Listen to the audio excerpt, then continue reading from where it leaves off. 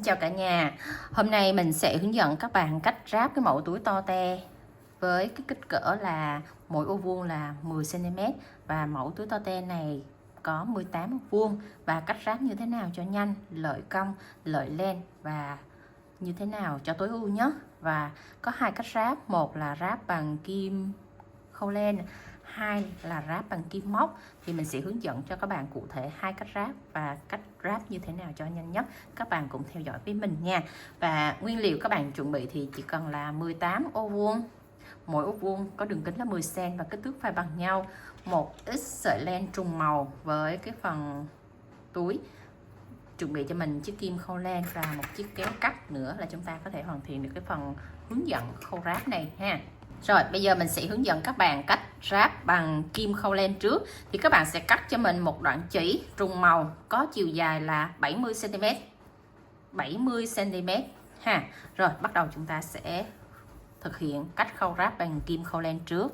Ở đây mình sẽ hướng dẫn các bạn là có 2 mép len nè, trên mỗi ô vuông có 2 mép len. Các bạn thấy nè, một mép len nó hướng về phía này đây và một mép len nó hướng ở phía này. Đó, các bạn thấy rõ hai mép len nó hiện ra như vậy ha. Thì toàn bộ cái túi này mình đều thực hiện ở cái mép ở phía bên trong đây, cái mép đây, cái mép gần hai cái miếng túi để lại với nhau như thế này, hai miếng ô vuông ở lại với nhau thì hai cái mép nó ở gần nhau thì chúng ta sẽ thực hiện ở hai cái mép bên trong này ha. Rồi đầu tiên các bạn sẽ áp hai miếng ô vuông này lại với nhau và ở ngay cạnh góc vuông này đây thì chúng ta sẽ lấy một nửa mép ở phía bên trong đây, một nửa mép ở phía bên trong này cùng với một nửa mép ở phía bên trong cùng trong móc với cái miếng ô vuông kia để chúng ta mới ráp lại với nhau, nó mới thành hai miếng nó khớp với nhau. Đó, các bạn sẽ lấy nửa mép bên này và nửa mép bên kia cho sợi len qua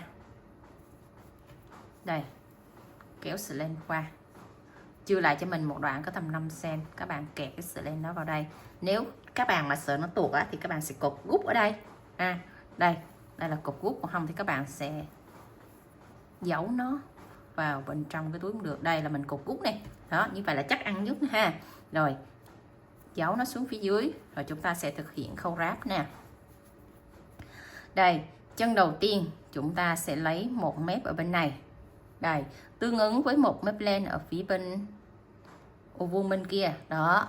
Mỗi cái mình đều lấy một mép len thôi và chúng ta sẽ rút sợi len qua.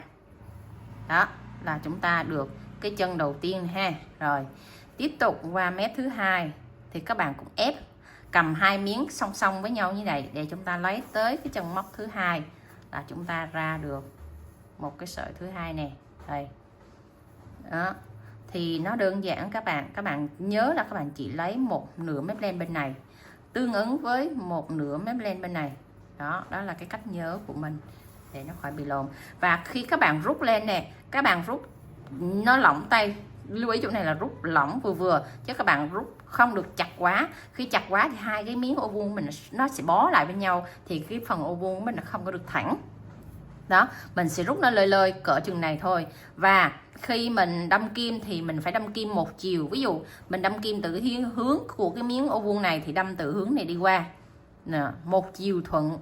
Còn nếu mà đâm ngược thì các bạn phải đâm một chiều lại. Đó, để cho cái phần đây, cái sợi len khâu của mình nó nằm ở một hướng, nó sẽ tạo được cái đường gân mối nối nó đẹp.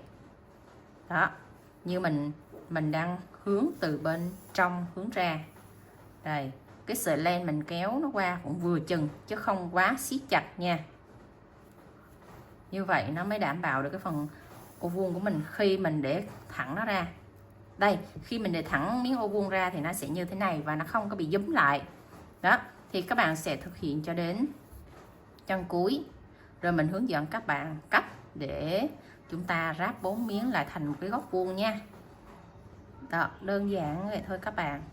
Nhưng mà sẽ có nhiều bạn luống cuống ở cái khâu đầu tiên khi chúng ta móc túi.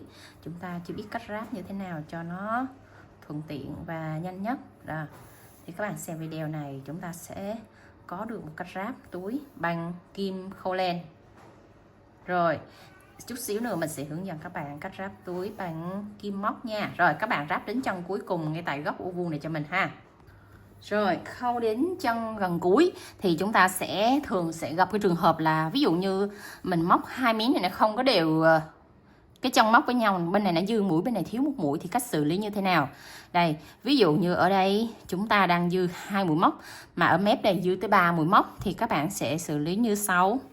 Ở cái chân móc đây thì chúng ta sẽ thay vì chúng ta móc ở cái chân tiếp theo này, chúng ta sẽ dặm lùi lại một mũi. Đây, dặm lùi lại một mũi so với cái ô vuông mà đang bị thiếu chân móc đó. Đó, lùi lại một mũi như thế này là chúng ta đã cho hai miếng ô vuông này nó bằng nhau được đó. Lùi lại một mũi thì nó bằng nhau đó. Nếu mà nó dư hai mũi thì chúng ta sẽ giãn cách ra. Ví dụ như ở chỗ đây mình lùi một mũi thì cách khoảng 5-6 chân móc mình lùi tiếp một mũi nữa, chứ không có lùi dồn cục lại với nhau ha. Đây, chúng ta đã được hai miếng ráp bằng nhau. Khi các bạn thả bằng ra thì nó phải bằng như thế này, nó bị dúm lại như thế này là các bạn đã khâu nó hơi bị chặt cái đường móc này nha. Rồi tiếp theo chúng ta sẽ ráp tiếp hai miếng. Thì ngay tại góc ô vuông này các bạn ráp như thế nào thì mình sẽ theo dõi tiếp nha. Đây, chúng ta sẽ đưa kim vào một nửa mép của miếng ô vuông thứ ba và một nửa mép góc tại ô vuông của miếng thứ tư lần lượt luôn. Đó, các bạn vô kim lần lượt luôn hai miếng như thế này và bắt đầu đưa kim đâm qua cái miếng thứ ba. Đây, chúng ta phải đi đều 4 góc như thế này thì cái miếng ô vuông của mình tại góc này nó mới vuông. Đó, nó không có bị sót trong móc đó. Các bạn riết chặt lại 4 góc ô vuông này thì tự động cái túi của mình nó sẽ phẳng tại vị trí này. Đó, nó phẳng góc này ha. Đó. Rồi, còn cái chân móc ở miếng ô vuông cuối cùng này nữa thì các bạn sẽ đâm xuyên từ miếng ô vuông cuối cùng qua miếng ô vuông đầu tiên. Đó, để cho nó rít 4 miếng lại với nhau, nó bằng như thế này chứ không có bị dúm lên thì chúng ta mới ráp đúng nha. Đó, rồi thì các bạn sẽ cầm hai miếng đó, cách các bạn làm nhanh nhất là các bạn cầm hai miếng này lên cùng vị trí với nhau, áp sát lại với nhau và chúng ta sẽ bắt đầu khâu tiếp tục tương tự như hai miếng còn lại lúc nãy mình mới khâu vậy đó. Đó, đây là cách mình ráp ô vuông liên tục từ ô vuông này qua ô vuông kia, thì các bạn cách ráp tương tự như vậy ha. Rồi thì chúng ta sẽ ráp tới phần này và ráp tiếp các miếng ô vuông còn lại cùng một đường móc đi xuống tới đây luôn. Đó, các bạn sẽ ráp chung một công thức như mình vừa hướng dẫn tại góc tư này nha. Rồi mình đã làm đến góc tư của cạnh góc vuông này các bạn. Đây thì nhớ là hai cái cạnh này các bạn phải làm cho nó khớp trong móc với nhau, rồi siết chặt lại tại vị trí này. Đó, siết chồng xong các bạn đẩy sợi len này ra. Rồi nếu các bạn mà muốn chắc ăn khỏi sợi nó tuột á thì các bạn sẽ khều cái sợi len đó đi xuống phía dưới này cho nó khỏi tuột, hoặc là chúng ta dùng kim khâu len để chúng ta đẩy cái sợi len đó xuống phía dưới trong móc cũng được. Đó, đẩy xuống phía dưới này thì chắc ăn trì nó không có bị tuột nha.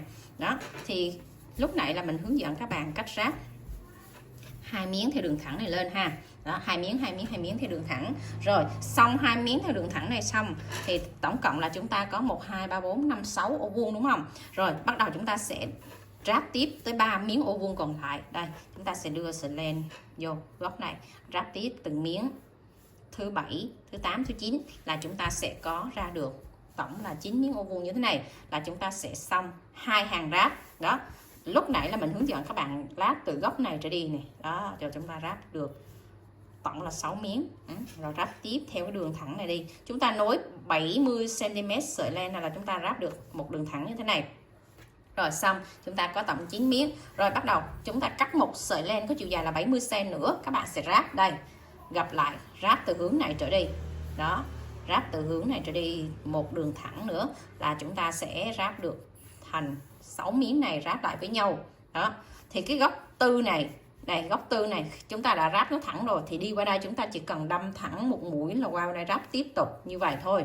Đó, xong 6 miếng này nó đã liền với nhau rồi thì các bạn sẽ cắt 70 cm cho cái sợi len này, chúng ta ráp tiếp cái đoạn này nữa là chúng ta sẽ hoàn chỉnh được. Tổng các bạn cắt 4 sợi len, mỗi sợi len có chiều dài là 70 cm thì các bạn sẽ ráp hai hàng dọc, rồi quay lại ráp hai hàng ngang. Đó là chúng ta sẽ có hoàn thiện được tổng được 9 ô vuông thì chúng ta sẽ ra được cái kích cỡ như thế này. Đó, cái ráp hoàn thiện nó sẽ ra được như thế này. Đó, các bạn chỉ cần đi 2 hàng dọc, 2 hàng ngang, như vậy là nó sẽ rất là lợi công và nó lợi được cái sợi len khi mình cắt mình ráp nữa. Đó là cách ráp nhanh nhất về kim khâu len. Rồi đối với cách ráp bằng kim móc thì như thế nào, mình sẽ coi cách ráp thứ hai nha. Rồi, và đây là cách ráp bằng kim móc. Thì chúng ta sẽ móc bằng một đường đơn chứ không dùng kim khâu len. Thì cách ráp cũng tương tự, chúng ta sẽ đưa 2 miếng này và ráp thêm một đường thẳng nè.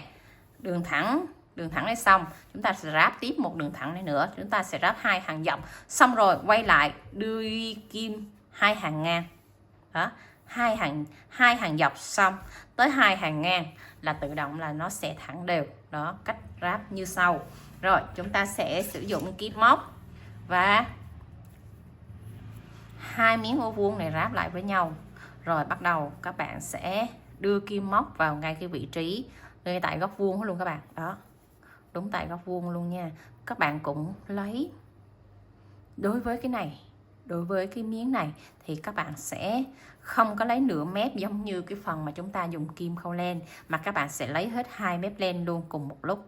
Nhưng mà đối với cái góc tư này thì các bạn phải để ý này, vô phải nó bằng kim với nhau này. Rồi đưa kim móc vào đây, đẩy kim móc vào ngay tại góc ô vuông này ha, đưa cái sợi len qua.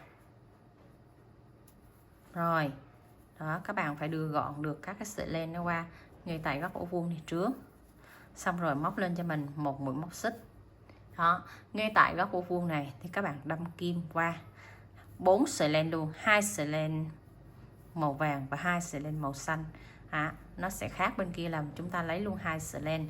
Rồi móc một mũi đơn, và mũi đơn này các bạn cũng móc lỏng tay, không có căng, không có chặt nha. Đó, lưu ý cái phần này cho mình, móc lỏng tay, không có chặt.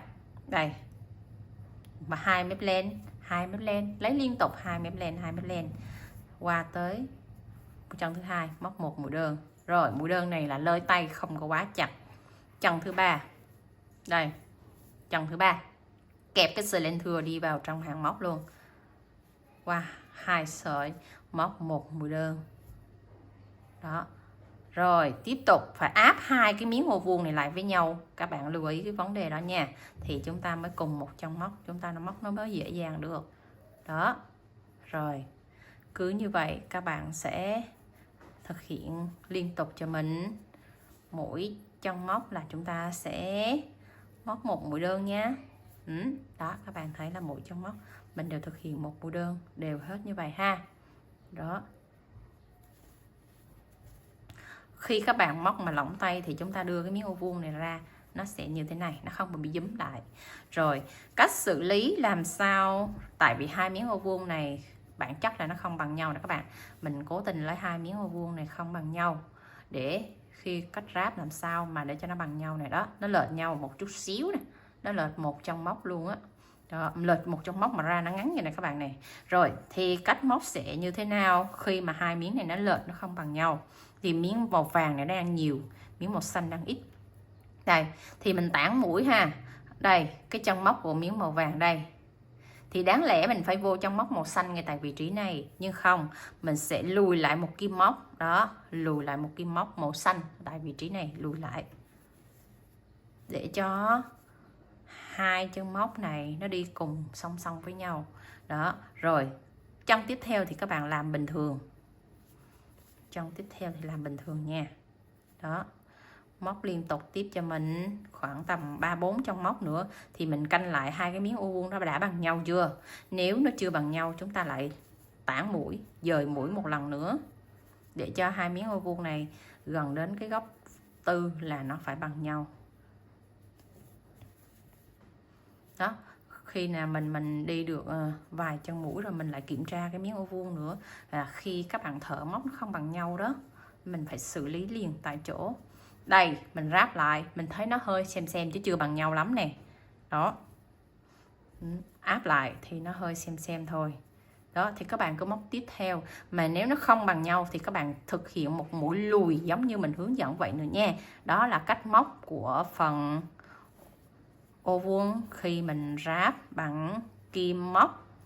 Rồi thì các bạn móc đến chân gần cuối ngay tại góc tư, rồi mình hướng dẫn các bạn cách ráp 4 miếng lại với nhau nè. Đây là mình thực hiện quen tay rồi, mình thực hiện nhanh cho các bạn xem nha. Đó, mỗi công đoạn ráp của mỗi mẫu nó sẽ có cái ưu điểm riêng của nó. Đó, đối với cái phần móc bằng kim này thì mình không phải canh sợi len thừa, mình cứ móc tới đoạn nào nó hết thì mình cắt thôi. Đó, vậy đó các bạn. Đó, đây khi mình lùi lại một mũi thì nó bằng nhau, nó đều hết rồi nè các bạn. Đó, rồi cách ráp vô tiếp tục cho cái miếng tiếp theo sẽ như thế nào thì công thức như sau. Rồi, ví dụ như mình ráp tiếp 4 miếng tiếp theo như thế này thì chúng ta sẽ luồn kim qua miếng ô vuông thứ 3 và đưa cái sợi len này vào. Đó, đẩy sợi len này vào nè. Rồi tiếp tục đưa cái miếng ô vuông thứ 4 còn lại ngay tại góc tư đó, các bạn đưa kim móc vào, kéo cái sợi len này qua. Đó, nó phải liền mạch 4 cái góc vuông nó vào cái sợi len hết như thế này nè. Đây, vào hết 4 góc như thế này thì lúc đó các bạn mới móc cho mình một mũi đơn ở đây. Đó, thì 4 miếng này nó phải dính lại với nhau thì chúng ta mới thực hiện tiếp tục cái bước móc mũi đơn tiếp theo ở hai cái miếng tiếp theo này. Đó, thì tại đây chúng ta sẽ thực hiện tiếp nè. Đây, siết chặt lại nha. Rồi, tại góc ô vuông này thì các bạn phải móc vào đây.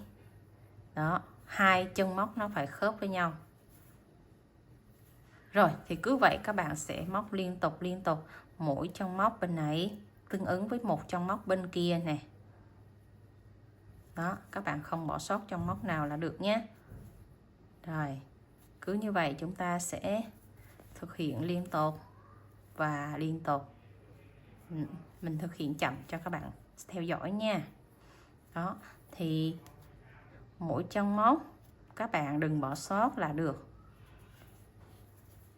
Đó, khi các bạn căng nó ra, đây, khi các bạn căng hai miếng ô vuông nó ra thì nó phải nằm trên một trục thẳng và nó thẳng, nó không có bị dúm lại. Như vậy là các bạn đã hoàn thiện thành công nha. Rồi thì các bạn sẽ ráp từng miếng ô vuông còn lại giống như mình hướng dẫn. Đây, thì khi mình ráp xong 6 miếng ô vuông đó, đi nó dính liền nhau, 6 miếng ô vuông liền nhau xong thì các bạn sẽ cắt len tại góc này, xong rồi chúng ta sẽ ráp tiếp tới một hàng dọc nữa. Đây, cũng đưa len từ vị trí này ráp tiếp 3 miếng còn lại, xong hai hàng dọc ráp xong chốt len tại hai góc này ha. Xong quay qua tới hai hàng ngang mình cũng cầm kim móc và bắt đầu thực hiện cũng 2 mép các bạn đi như vậy tiếp tục cho mình và chốt len tại góc này, qua 2 mép len ở đây tiếp tục thực hiện và chốt lên tại góc này. Như vậy thì các bạn sẽ ráp công thức rất là nhanh. Chúng ta chỉ thực hiện là 2 hàng dọc và 2 hàng ngang. Như vậy nó sẽ thuận cái sợi len mà nó không có bị cắt nối len quá nhiều. Rồi thì mình chúc các bạn ráp túi đẹp, thẩm mỹ và nhanh nhất nha. Rồi các bạn có theo dõi video này hãy cho Liễu xin một like với nha. Và có phần nào chưa hiểu hoặc là cần mình hướng dẫn lại ở vị trí nào thì các bạn cứ để lại bình luận bên dưới, Liễu sẽ làm thêm video tiếp theo cho các bạn ha. Bye bye, hẹn gặp lại các bạn ở những video sau nha. See you.